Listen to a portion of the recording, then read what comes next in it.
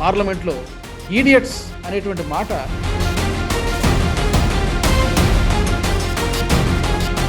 కాంగ్రెస్ కి ఎవరైతే ఇంకా ఓట్లు వేస్తున్నారో రాహుల్ గాంధీ మొహం చూసుకుని వాళ్ళని ఈడియట్స్ అన్నట్టు అనిపించిందండి.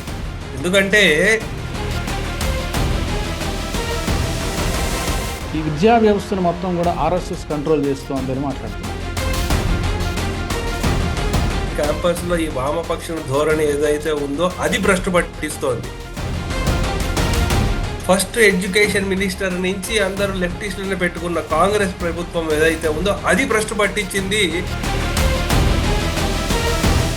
నమస్తే, welcome to unfiltered. Rahul Gandhi లేకపోతే కాంగ్రెస్ పార్టీ చేసిన తప్పుల్ని పదే పదే చేస్తోందా? బీజేపీని కార్నర్ చేయాలనేటువంటి ఆతృతలో రిపీటెడ్ మిస్టేక్స్ జరుగుతూ ఉన్నాయా? తాజాగా ఆర్ఎస్ఎస్ని మొత్తం విద్యా వ్యవస్థనంతా కూడా నడిపిస్తోంది, ధర్మేంద్ర ప్రధాన్ నడిపించలేదు, ఆర్ఎస్ఎస్ని నడిపిస్తోంది మొత్తం విద్యా వ్యవస్థనంటూ ఆయన విమర్శించారు. ఆర్ఎస్ఎస్ పైన గతంలో చాలా సందర్భాల్లో రాహుల్ గాంధీ విమర్శలు చేశారు, ఇది ఫస్ట్ టైం కాదు. దీంతో పాటు చాలా పరుషమైనటువంటి పదజాలాన్ని వాడారు. స్టూడెంట్స్, ఈ దేశంలో 3 రకాల వ్యక్తులు ఉంటారు. స్టూడెంట్స్, ఇడియట్స్, అంధభక్తులు అని ఉంటారు. ఎవరైతే స్టూడెంట్స్ మాట వినరో వాళ్ళు ఇడియట్స్ అంటూ ప్రభుత్వం పైన, ప్రధాని పైన కూడా నోరు పారేసుకున్నారు రాహుల్ గాంధీ. మరి ఓటర్లను తిట్టినట్ట, ప్రభుత్వాన్ని తిట్టినట్ట, ఈడియట్స్ అని ఎవరిని తిట్టారు? ఓటర్లను తిడితే కనుక డెఫినెట్గా మరి రాహుల్ గాంధీ గారు కూడా ఓటరే కదా. ఆయన లీడర్ ఆఫ్ అపోజిషన్ కావచ్చు, కానీ ఆయన కూడా ఓటరే కదా. మరి ఎవరిని ఉద్దేశించి ఇడియట్స్ అన్నారు? ఎవరిని ఉద్దేశించి అన్నా, ఓటర్లను అన్నా తప్పే, లేదు ప్రభుత్వాన్ని, ప్రధానమంత్రిని అన్నా కూడా తప్పే. So these are the 3 categories: student, idiot and andhbhakt who follows the idiot. So these are the 3 categories: student, idiot and andhbhakt who follows the idiot. ఎందుకు ఇలాంటి మాటలు మాట్లాడారు? తర్వాత ఈరోజు రాజ్యసభలో ప్రవేశపెట్టినటువంటి, ఆమోదించబడినటువంటి వందే మాతరం బిల్లుకు కూడా చర్చలో పాల్గొనకుండా వాకౌట్ చేసింది అటు కాంగ్రెస్ పార్టీ కానీ, లెఫ్ట్ పార్టీలు కానీ. ఏం జరుగుతోంది? కాంగ్రెస్ పార్టీ ఇలాంటి స్ట్రాటజిక్ మిస్టేక్స్ ఎందుకు చేస్తాం? Let's talk. నాతో జాయిన్ అవుతున్నారు విశ్లేషకులు పేకెట్ ప్రసాద్ గారు. ప్రసాద్ గారు నమస్తే అండి. నమస్కారం రాజు గారు. ప్రసాద్ గారు, రాహుల్ గాంధీ గారికి ఇలా మాట్లాడడం కొత్తేమీ కాదు. ఆయన అలా మాట్లాడకపోతేనే ఆశ్చర్యము. పార్లమెంట్లో కానీ, బయట కానీ ఏదో ఒకటి మాట్లాడేస్తూ ఉంటారు, తర్వాత దానికి డ్యామేజ్ పూడ్చుకునే ప్రయత్నం చేస్తుంటారు. ఈరోజు మాట్లాడినటువంటి మాటలో పార్లమెంట్లో ఈడియట్స్ అనేటువంటి మాట మీకేమర్థమైంది? అది విన్న మీరు కూడా వినే ఉంటారు. ఎవరిని ఉద్దేశించి ఇడియట్స్ అన్నారు? ప్రభుత్వాన్ని ఉద్దేశించా, ప్రధానమంత్రిని ఉద్దేశించా, లేకపోతే ఓటర్లను ఉద్దేశించి మాట్లాడారా? మీకేమర్థమైంది అసలు? నా ఉద్దేశంలో కాంగ్రెస్ కి ఎవరైతే ఇంకా ఓట్లు వేస్తున్నారో రాహుల్ గాంధీ మొహం చూసుకుని వాళ్ళని ఈడియట్స్ అన్నట్టు అనిపించిందండి. ఎందుకంటే అసలు బీజేపీకి main chief campaigner Rahul Gandhi అంటారు. స్టార్ క్యాంపెయినర్ రాహుల్ గాంధీ అంటారు. ఎందుకంటే ఆయన చేస్తున్నటువంటి వ్యాఖ్యలు చూస్తే అలాగే అనిపిస్తుంది. ఆయన మాట్లాడే దానికి, చేసే పనికి ఎక్కడ పొంతన ఉండదు. మీరు అబ్జర్వ్ చేస్తే అండి, అసలు ఛాత్రోంకి గూంజ్ అని ఒక పెద్ద నినాదం తీసుకున్నారు. రాజస్థాన్, ఉత్తరప్రదేశ్ అక్కడ పెద్ద ఉద్యమం చేద్దాం అనుకున్నారు. 3 వారాలు ఎక్కడ కనిపించకుండా వెళ్ళిపోయారు. ఎక్కడికి వెళ్ళారో, ఏం చేశారో ఎవరికి తెలియదు.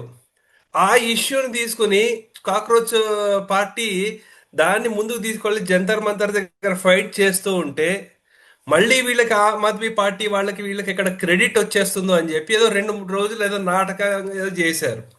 సో ఈ ధోరణి చూస్తూ ఉంటే మనకు అర్థమైంది ఏంటంటే, అది చాలా క్లియర్ అండి. సో రాహుల్ గాంధీ గారే నెంబర్ 1 సరే, మాట్లాడిన సందర్భము ముఖ్యంగా ఈ కాలేజీలు, స్కూళ్ళు, లేకపోతే విద్యార్థుల గురించి కాబట్టి, అసలు మోదీ గవర్నమెంట్ వచ్చిన తర్వాత ఏం జరిగింది అంటే, మొదటి మోదీ గారు వచ్చేంత వరకు అంటే ఫస్ట్ ఒక 50-60 సంవత్సరాలు ఐఐటీలు 16 ఉండేవి. ఇప్పుడు యాజ్ ఆఫ్ టుడే 23. ఐఐఎంలు 13 ఉండేవి, ఇప్పుడు 21. ఎయిమ్స్ హాస్పిటళ్ళు 7 ఉండేవి, ఇప్పుడు 23 అప్రూవ్ అయ్యాయి. 18 ఫంక్షనల్. మెడికల్ కాలేజ్లో 380 ఉండేవి. దాంట్లో కూడా 300 పైన అందరూ రాజకీయ నాయకులవే ఉండేవి. సీట్లు ఎన్ని పెంచారు? సీట్లు చూసుకుంటే 2014లో 50,000 సీట్లు ఉండేవి. ఇప్పుడు 140,000 వరకు ఉన్నాయి. పోస్ట్ గ్రాడ్యుయేషన్ సీట్లు ఎన్ని ఉండేవి? 31,000 ఉండేవి. ఇప్పుడు 86,000 ఉన్నాయి. ఈ ఎయిమ్స్ లో చూసుకుంటే అంటే మనకు కూడా భాగ్యనగరంలో బీబీ నగర్లో కూడా వచ్చింది. సో, అదే కాకుండా ఆయుష్ అని తీసుకొచ్చి అలోపతితో పాటు అంటే ఇప్పుడు నెంబర్ ఆఫ్ డాక్టర్లు ఎవరైతే ఉన్నారో ఆ రేషియో అంటే హూ అంటే వరల్డ్ హెల్త్ ఆర్గనైజేషన్ రికమెండ్ చేసిన రేషియో 1000 మంది జనాభాకి ఒక డాక్టర్ కంపల్సరీ ఉండాలి అంటున్నారు. ఇప్పుడు మనం ఏం చేస్తున్నాము? అలోపతి డాక్టర్లు ఉన్నారు. అలోపతి డాక్టర్లు ఎంతమంది? 13 దగ్గర దగ్గర 14 లక్షల మంది ఉన్నారు.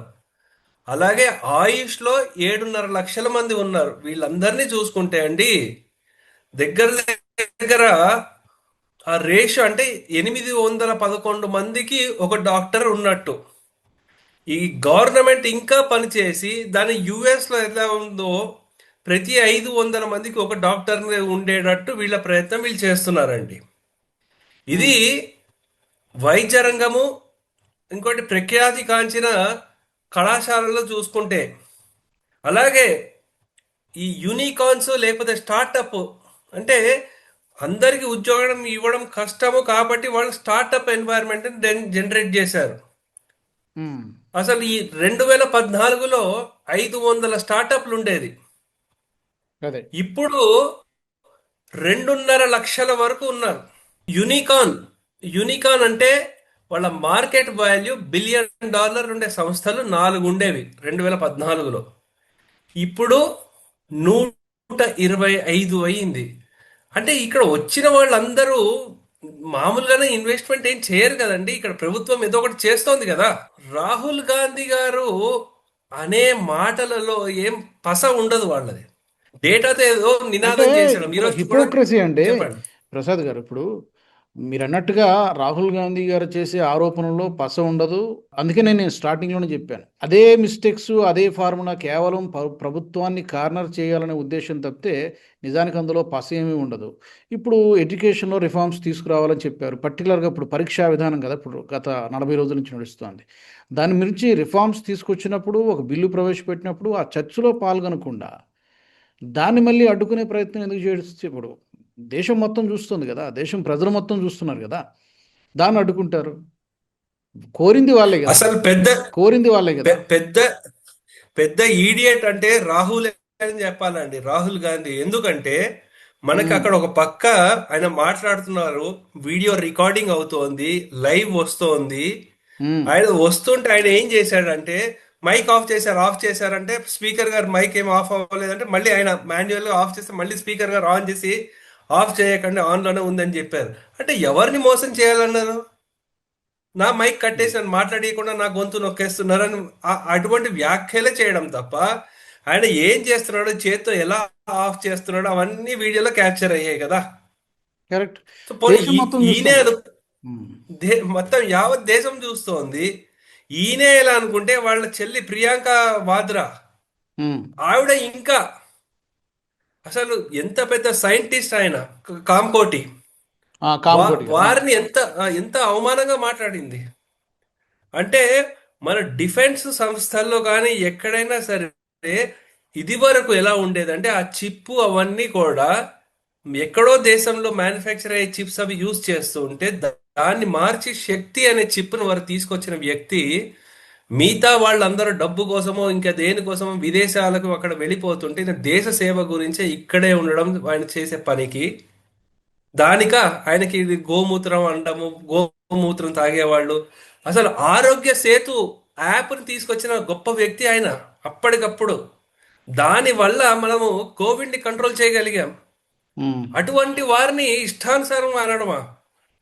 అంటే వీళ్ళకి గొప్ప వాళ్ళని దూషిస్తే వీళ్ళు ఏదో హైలైట్ అవుతారు అనుకుంటున్నారు. కానీ కాంగ్రెస్ పార్టీ ఇదే వైఖరి ఉంటే పాతాళంలోకి వెళ్ళిపోతారండి. ప్రజలు చీకొడుతున్నారు కదా, వరుస వైఫల్యాలు కదా అప్పుడు. అసలు చెప్పండి. కాక్రోచ్ పార్టీ రావడానికి కారణం ఏంటండి? అసలు ఎందుకంటే మిగతా ఉన్న పార్టీల క్రెడిబిలిటీ లేదు కదా. అవును. ఇప్పుడు ఒక నిజంగా కాంగ్రెస్ ఒక మంచి కన్స్ట్రక్టివ్ ఆపోజిషన్ గా ఉంటే, వాళ్ళు ఏదైనా పెట్టింటే దానికి జనాలు వచ్చేండే వాళ్ళు. దానికి వాల్యూ లేదు, క్రెడిబిలిటీ లేదు. ఆమ్ ఆద్మీ పార్టీకి కూడా క్రెడిబిలిటీ లేదు. వాళ్ళకి క్రెడిబిలిటీ లేదు కాబట్టే కొత్త మూమెంట్ ఏదో ఒకటి తీసుకొచ్చారు వేరే వాళ్ళు. దానికి ఏంటంటే వీళ్ళ మధ్యలో దూరిపోయి వీళ్ళ క్రెడిట్ తీసుకుందామనే ప్రయత్నాలు వీళ్ళు చేశారు. అవును, క్రెడిట్ లాగేసుకోవడం. ఎందుకంటే 30 రోజులు సైలెంట్గా ఉన్నటువంటి వ్యక్తి ఒక్కసారిగా ఇదేదో అవుతోంది కాబట్టి నేను సడన్గా రంగప్రవేశం చేసి మీడియా అటెన్షన్ క్యాప్చర్ చేయడానికి అక్కడ ప్రధానమంత్రి మోదీ గారి ఇంటి ముందుకు వెళ్ళి ఒక గంట సేపు అరగంట సేపు నాన్న హడావిడి చేసి, అంటే క్లియర్గా అర్థమైపోతోంది ఏం జరుగుతుందనేది. రెండు విషయాలు ఈరోజు పార్లమెంట్లో జరిగిన విషయాలు తీసుకుంటే, ఈరోజు పార్లమెంట్లో జరిగినటువంటి విషయాలు తీసుకుంటే, ఒకటి రెండు బిల్లులు. ఇది ఈ పేపర్ లీకేజ్కి సంబంధించి ఒకటి తీసుకొచ్చారు, అది లోక్సభలో ఆమోదం పొందింది. పట్టుబట్టింది మా విద్యార్థులు, సంస్కరణలు, రిఫార్మ్స్, పరీక్షా విధానం గురించి మాట్లాడింది వీళ్ళే. మళ్ళీ అక్కడ ప్రభుత్వం ఒక బిల్లు తీసుకొస్తే దానికి మద్దతు ఇవ్వకుండా మళ్ళీ దాన్ని ఏదో ఒక విధంగా దాన్ని అడ్డుకునేటువంటి ప్రయత్నం చేయడం హిపోక్రసీ. రెండు, రాజ్యసభలో వందే మాత్రం ప్రొటెక్షన్కి సంబంధించి బిల్లుకు సంబంధించి ఒక బిల్లు తీసుకొచ్చారు, అది కూడా ఆమోదం పొందింది. వీళ్ళు బాయ్కాట్ చేసినంత మాత్రాన అదేం ఆగిపోయిందేం లేదు. కానీ వీళ్ళ యాటిట్యూడ్ అనేది ప్రజలకు తెలిసిపోతుంది కదా. ఇది సెల్ఫ్ గోల్. ఇది ఇప్పుడు ఇలాంటి చర్యలు చేయడం ద్వారా సెల్ఫ్ గోల్. అది కాంగ్రెస్ పార్టీకి నష్టం. అది ఇట్స్ అ పార్టీ. సార్, ఇప్పుడు దేశానికి స్వాతంత్రం తీసుకొచ్చిన పార్టీ మాదే, వందే మాతరం నినాదం పెట్టుకుని మేము తీసుకొచ్చిన పార్టీ మాదే అని చెప్పుకునే వాళ్ళు ఈ వందే మాతరం మనల్ని దీన్ని అవమానపరచకుండా ఉండాలి అని ఒక కాన్స్టిట్యూషన్ బిల్లు తీసుకొస్తే దాన్ని వాకౌట్ చేయడం మొత్తం దారుణం ఇంకేమైనా ఉందా అండి? అదే అంటున్నా. సో ఇప్పుడు ఇప్పుడు చూడండి, ఇప్పుడు నీట్లో ఇలా జరిగింది అంటున్నారు కదా. అసలు నీట్ కంటే ముందు ఏం జరిగేది?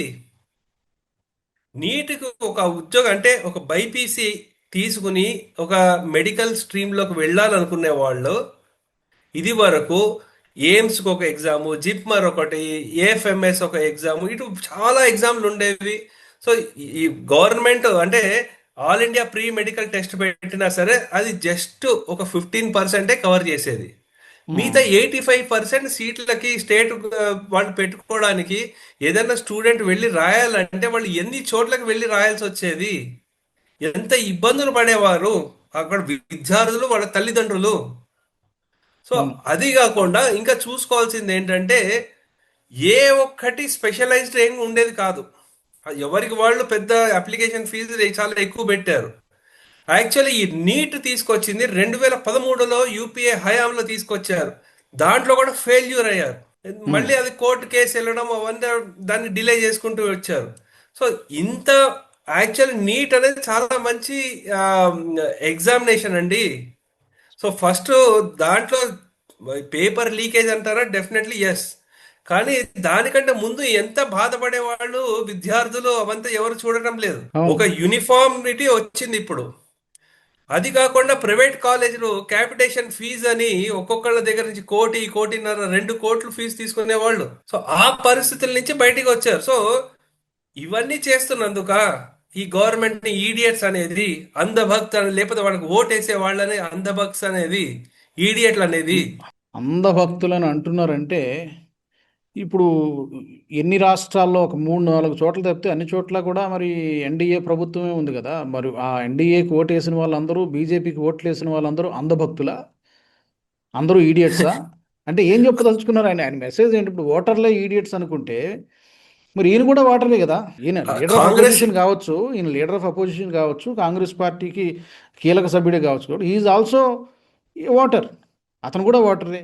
ఎవరిని తిడుతున్నట్టు? ప్రధానమంత్రిని తిడుతున్నట్ట?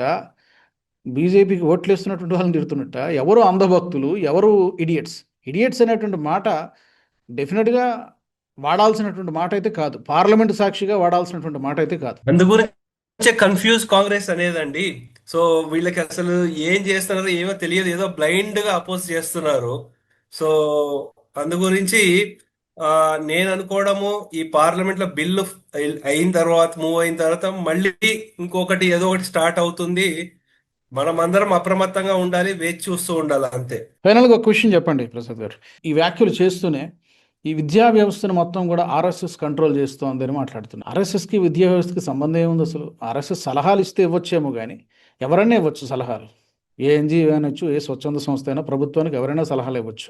బట్ ఆర్ఎస్ఎస్ మొత్తం కంట్రోల్ చేస్తోంది ఈ విద్యా వ్యవస్థని, ఏదో భ్రష్టు పట్టించింది అన్నట్టు మాట్లాడుతున్నారు. దీని మీద ఒక లాస్ట్ లైన్ మీరేం చెప్తారు?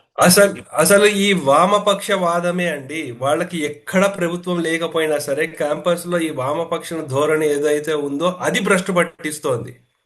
సో ఆర్ఎస్ఎస్ ఎక్కడ ఉన్నారు? ఎక్కడ వాళ్ళ ఆర్ఎస్ఎస్ వాళ్ళ అపాయింట్మెంట్లు ఎక్కడ ఉన్నాయి? అందరు ఇండిపెండెంట్ గా ఉన్నారు. సో అందు గురించి నేను అనుకోవడము ఆర్ఎస్ఎస్ కాదు, ఈ వామపక్ష ధోరణి పరోక్షంగా కాంగ్రెస్ పెట్టి పోషించింది కదా ఈ వామపక్ష వాళ్ళని ఎవరైతే ఉన్నారో. మొత్తం క్యాంపస్లు అంతా లెఫ్టిస్ట్ క్యాంపస్లు అయిపోయాయి.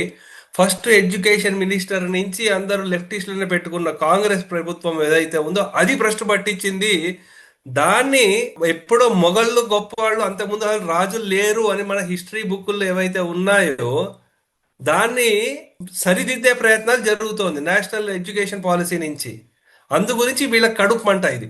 సో అందు గురించి మీరు ఎలా చూడాలంటే వాళ్ళకి ఏంటంటే ఒక ఆర్ఎస్ఎస్ ని అటాక్ చేస్తే మేమందరం మాకు ఒక ఓటు బ్యాంక్ ఉంది, వాళ్ళు ఎక్కడికి వెళ్ళిపోకుండా మా దగ్గరే ఉంటారు. వీళ్ళు అసలు ముస్లింలకి ఏం చేశారండి? ఏం చేసింది ఏం లేదు. ముస్లింలకు ఎక్కువ అభివృద్ధి కార్యక్రమాలు ఎక్కువ చేసింది ఎన్డీఏ హయాంలో చేసింది. మిగతా వీళ్ళని ముస్లింలను అయితే వాడుకుని వదిలేశారు కదా. మొన్న ఈ కాంగ్రెస్ జనతా పార్టీలో కూడా జునైద్ ఏడడం చూసాం కదా మనం. నా దగ్గర నుంచి అందరికి తినిపించాము, వాళ్ళేమో 5 స్టార్ లో పార్టీలు చేసుకుంటున్నారు, నేనేమో పోలీస్ స్టేషన్ చుట్టూ తిరుగుతున్నానని చెప్పాడు ఆయన. సో ముస్లింలు కూడా కళ్ళు తెరుచుకోవాలి వాళ్ళు. సో అందు గురించి ఏదో ఒకటి వాళ్ళ ఓట్ బ్యాంక్ గా కాకుండా ఎవరైతే వాళ్ళు చేస్తున్నారో వాళ్ళకి దగ్గరుండి వాళ్ళు ఓట్లు వేయాలి. కానీ అంతేగాని ఎవరైతే ఆర్ఎస్ఎస్ తిడుతున్నారో, హిందువులు తిడుతున్నారో వాళ్ళకి ఓట్లు వేయడం కాదు. ప్రజలే న్యాయ నిర్ణేతలు, ఓటర్లే న్యాయ నిర్ణేతలు. కాబట్టి మీరు అన్నట్టుగా ఎవరు ఈడియట్స్ అనేది ఇప్పటికే చాలాసార్లు తీర్పునిచ్చారని అనుకుంటున్నాను నేనైతే.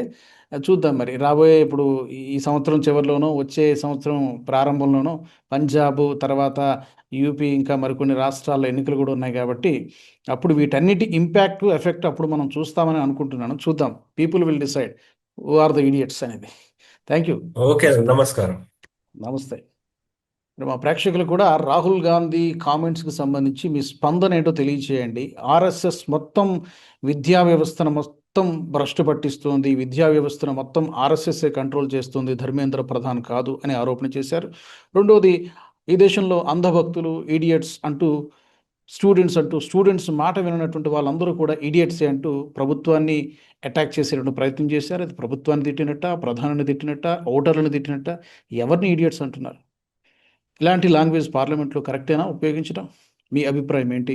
తప్పకుండా మీరు కామెంట్ సెక్షన్లో పెట్టండి. రాహుల్ గాంధీ కామెంట్స్ పైన మీ ఒపీనియన్స్. జై హింద్. ఈ వీడియో మీకు నచ్చినట్టయితే లైక్ చేయండి, 10 మందికి షేర్ చేయండి. అలాగే కామెంట్ల రూపంలో మీ అభిప్రాయాలను మాతో పంచుకోండి. Nationalist hub group of channels ను సబ్స్క్రైబ్ చేసుకుని తెలుగునాట జాతీయవాద జర్నలిజాన్ని ప్రోత్సహించండి. ఈ వీడియో కింద ఉన్న బెల్ ఐకాన్ పై క్లిక్ చేయడం మర్చిపోవద్దు.